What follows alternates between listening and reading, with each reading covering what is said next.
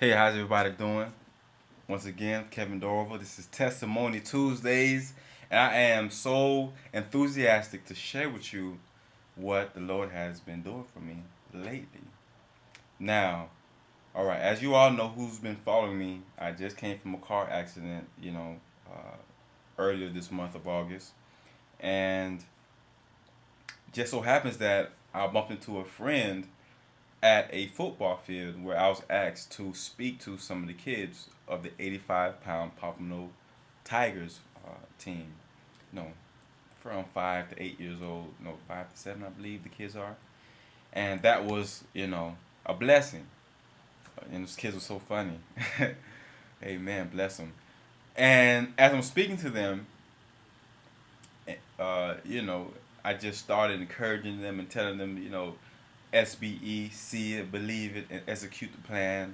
And I gave them the homework and, to look up certain words, which was, touchdown uh, and to review some of their favorite football players, to see, what schools they went to so that they can want to go to school and things like that. But anyway, after that was over, a friend that I didn't see until beginning of this year, and he's a mechanic. Now, he used to work on some of my other cars back in the day.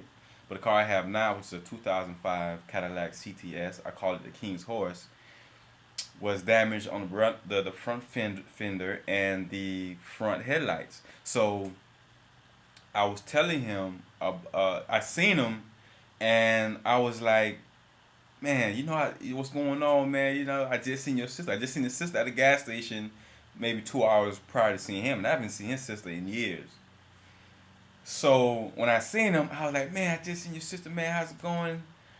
And we just started talking, and he started telling me, he just came from work, working on some cars. I said, you fix cars, man. I just got in a car accident. And it just dawned on me.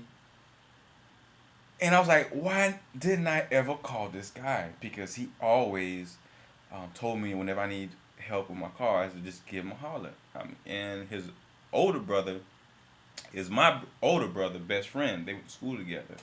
And if you read my book, when I talked about the Island Boys, that was my older brother, and his older brother were like, the top people in Island Boys. You feel me? Which was a Haitian, Bahamian, um, you know, gang, so to speak. So down here in South Florida. So anyway, he looked at the car and he was like, "Man, I could fix this in like a day, if that. I can bang this out and paint that and have this other mechanic fix the hub for you.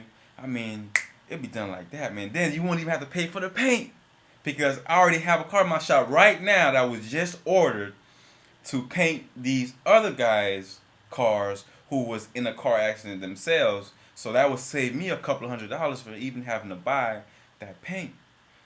Because he would just use the leftovers to spray my car because the little section on my car that was damaged on the accident, it won't take that much paint. And I was like, oh my God, thank you, Jesus. And that's not it. After that, I hung around to speak to one of the mothers of the kids who purchased my book, The Courage to Believe. If you don't have that book, here it is right here. The Courage to Believe. Go ahead and get it. Order it. You know what I'm saying? Inspirational, true story about my life and how God helped me overcome a lot of adversity. So anyway, I'm speaking to her, and then the manager of the park happens to be a man that I spoke with late last year in December of 2012, and he was telling me how he wanted me to come to that very same park to speak to the kids. But I called him a couple of times, and he's pretty busy, and we spoke a few times. And last time I remember, he called me, and he was like, I'm getting situated. I'm gonna get you back to the park, yada yada yada. And I see him. So as I'm speaking to him, I'm telling him, I'm doing all these positive things. I just did a program with the Department of Juvenile Justice, which I'll do a whole video on that experience. Matter of fact, you go to my YouTube channel. Please subscribe right now to my channel. I'm speaking to him and telling him about what I've been doing, and I've been speaking to a couple of other football teams as well. The other one is Lauderhill Broncos, a 175-pound football team, and they were very receptive. These were high school students. You're talking about kids from 16 to 18. Well, about to be 18 years old, and just speaking to the young kings, you know. And he was like, man, that's awesome. You know what? I need you to do the same thing with a older bunch of guys, the same age group of these kids, these students, and I want you to work on them on a one-on-one basis because they're on the borderline of jail and prison and school, and someone like you will be perfect. So he wants to hire me for a part-time job as a professional mentor. And I wasn't even looking for a job, and that's just the blessing of the Lord. Shall makes me rich and add no sorrow. And there you have it. That's my testimony Tuesdays. Please subscribe. Go to my website, couragetobelievebook.com. You can order my book from Amazon, or you can get a personalized autographed copy of my exclusive book, The Courage to Believe. Now, may God bless you, love you, be victorious, and you can do anything you put your mind to. You understand? Don't let anybody tell you can't do it. Do not let the negativity, the haters, or situations in your life cause you not to go after your dreams and goals, because you can do it. I believe you can do it, and I know you can do it, and you know you can do it. Those dreams you've been having, and those in your spirit, those goals that you have, and for some reason you just kind of stopped and paused and didn't go after it, go do it right now.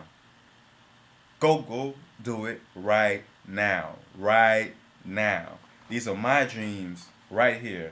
The contents in this King Kevin's Dream Book. I'm going to show you something right quick before I go.